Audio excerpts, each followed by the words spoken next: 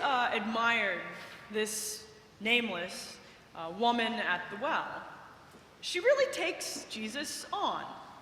Jesus, a man, Jesus, a Jew. Two, you have to understand, of the fundamental no-cross barriers in her world, right?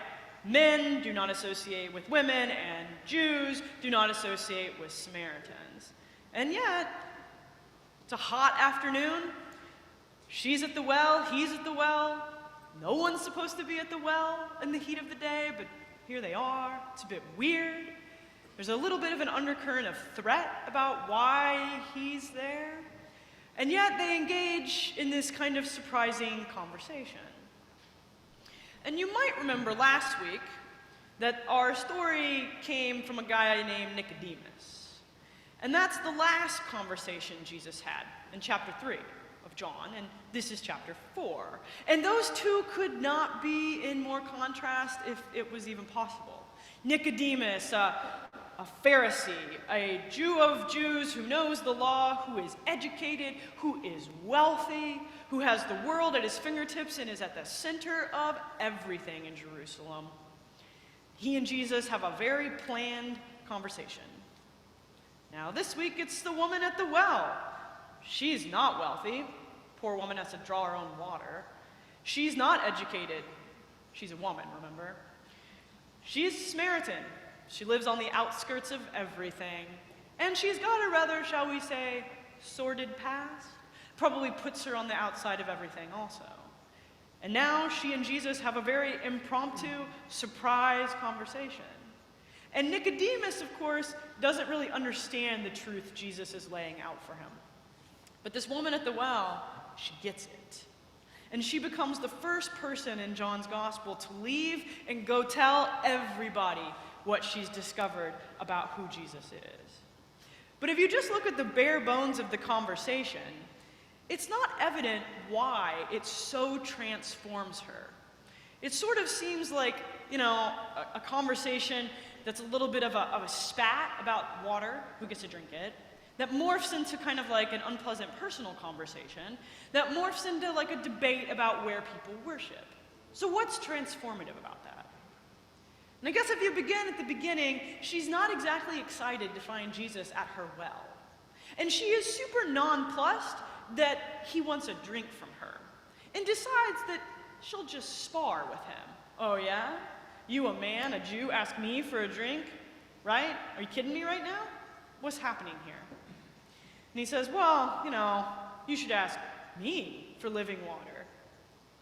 And I imagine her saying, oh yeah, are you better than Jacob, our dig there, who gave us this well? Well, you should ask me for living water, says Jesus. And then she sits down her jug on the side of the well and says, well, you don't appear to have a bucket. The well appears a little deep, but you know what? I'm tired of coming here to draw water. How about you give me some of that water, wherever it is, however you're going to get it, right?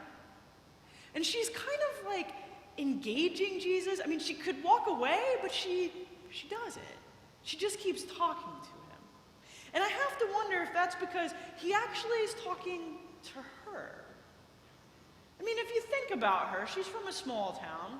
Everybody knows who she is, what she's done. Men give her stares. Women snub her.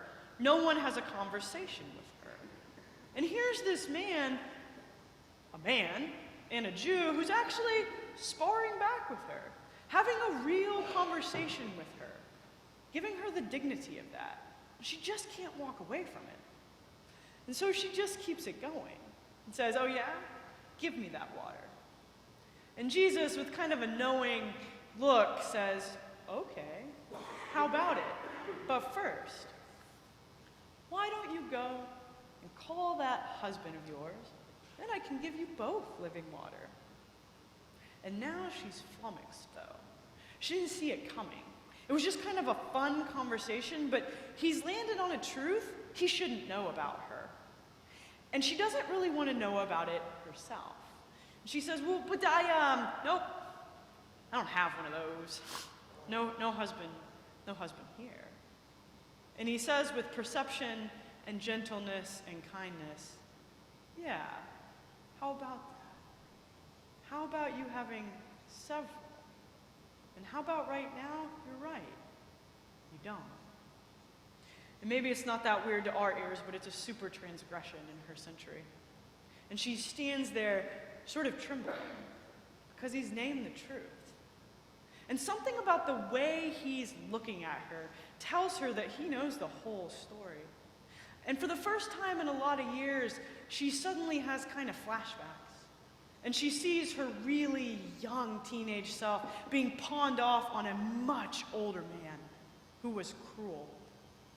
And so as a kid, she ran away. And she found herself with husband two, who opened his door, what she realizes now is too readily. And he hit her a lot before she left. And with husband 3 and 4, her hopes of finding any kind of kindness, any kind of compassion, any kind of real love just disappear. She buries it somewhere deep inside of her. And she decides to grow a toughness, a kind of armor. So by the time she arrives at husband 5, who is a nice man, she can't be faithful to him. She doesn't trust him. She doesn't believe in the kindness of fellow humans, especially not the male variety. And so she leaves him too. And just goes from person to person with a fake intimacy that never gets her anywhere, but she pretends it does. That it's filling the kind of hole that she's hidden from everybody. And it's a truth she wasn't wanting to see today. It's a truth she's buried for so long. She doesn't want to see it now. And so she deflects. Well, how about worship? Let's have an argument about that. We can argue about being Jews and Samaritans because I certainly don't want to have a conversation about my personal life. You say we should worship in this place, and we say this place, and come on, what do you know about that, Jewish man at my well? Jesus says, okay. But I'll tell you this. There's a time coming when everyone will just worship with spirit and truth. And it won't matter where you go. And the power of that statement doesn't land for us, but it lands for her. Because he's erasing all of the big, giant barriers. Doesn't matter if you're a Jew or a Samaritan. God doesn't care. Doesn't matter if you worship in the temple or on the mountain. God's not concerned with that. It doesn't matter if you're a man or a woman. God isn't concerned about that either. Both are equal in God's eyes. And if everybody thinks they have their life perfect or their life's a total disaster, the line on God erases that too. Because God can give spirit and truth to everyone. It's about the condition of one's heart. To live in spirit, to live in truth. Not about whether you've done it perfectly or you've made a big mess. She doesn't know what to do with that. So she says, that's big truth, but you know what? The Messiah will clarify that for us. And in a most powerful statement that our English ears lose, Jesus says, I am He. And if you know Scripture, then you know that this is a brazen callback to God's name. Moses says, look, you want me to go, rescue some people from Egypt? God, you're going to have to tell me your name. And God says, my name is, I am who I am. And no one says that. And so in John's Gospel, this is the first time Jesus makes his first of, I think, 8 of these I am statements. I am He. She doesn't miss it. And no reader of John's Gospel would have missed it either. That's a bold statement. And suddenly this woman realizes that this man at the well isn't a random Jew. This is the Messiah. The great I am is talking to her at the well. It's not just a prophet. The great I am knows who she is. And the great I am knew who she was before he started the conversation. And the great I am showed her the truth about her life, and he stood there. And he didn't leave her, and he didn't walk away, and he didn't condemn her. In fact, the great I am offered her spirit and truth. And she is not the same. And I think that's what's transformative for her. That Jesus Christ stands there at the well with her. helps her to see a truth she either ignored or didn't want to see, but he stayed with her through it and said, you can be more. God is seeking people who are interested in spirit and who are interested in truth. You can have made all the messes in all the world, and God is still interested in standing here at this well with you. And see, in the great symbolism of John, she leaves her water jug. This symbol of her life, this symbol of all the times that she's drawn water that never quenched her thirst. She leaves it. She forgets all about it.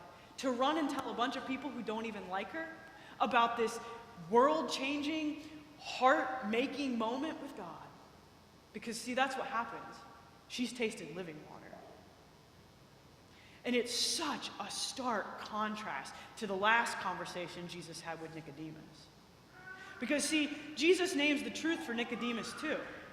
He says, you got to be born of water and the Spirit. And Nicodemus says, well, I don't understand that. And Jesus says, but the truth is, you're Israel's leader, and you don't understand it? And instead of allowing that truth to penetrate his heart, Nicodemus deflects. And he leaves the conversation confused. But the Samaritan woman, she comes to grips with something about her truth, right? She doesn't go tell all of her town, like, I met a guy who can interpret the law in the best of ways. No, she goes and says, I had a personal encounter with a guy who showed me the truth about myself. The truth about myself that set me free, right? It's a transformative moment for her. And John, in his writing, puts these two stories next together, a juxtaposition that looks at us and says, how about you? How about you? In those moments when your behavior or your words or circumstances suddenly reveal a truth about you that's inconvenient, that feels shameful or hurtful or like failure, what do you do? Deflect? Just choose to be confused? Or do you listen? And do we really believe that in those moments, God sits with us beside our well and doesn't leave us and doesn't condemn us, but says, you know, it could be more. God is interested in spirit and in truth. How about that for you? And I don't know about you, but I have a pretty easy time imagining myself into this woman at the well, into what that feels like when you have a moment and you're not expecting the truth to find you, and it does. And it hurts. Those moments sometimes when I snap at my beloved little kid, and I think immediately there's some sort of deeper knowledge that says, wow, you are so impatient. What are you going to do with that? Ouch. Or I'm listening to the news, and it makes me so, politics make me so angry, and I think those people have nothing in common with me. I hate all of them. I wish they'd all just... And then that moment of like sickness that comes up, the truth. Wow, Melinda, so much for standing in the front of a bunch of people talking about love every week, right? Or that moment when people get critical and I get defensive and I realize how tightly I hold on to my own notion of competence. What do we do with the truths that find us? The ones we don't really like, the ones we try to hide. And the invitation of the story is, can we be like the woman at the well? Because she finds the freedom God offers her, the spirit in naming the truth that she can live into. And can we then find our lives changed from a God encounter that just changes our heart and shapes our being? Because what God longs for all of us to do is to leave the jugs behind. Whatever water jug, whatever well, whatever we think is going to quench our thirst for all these years, it just doesn't.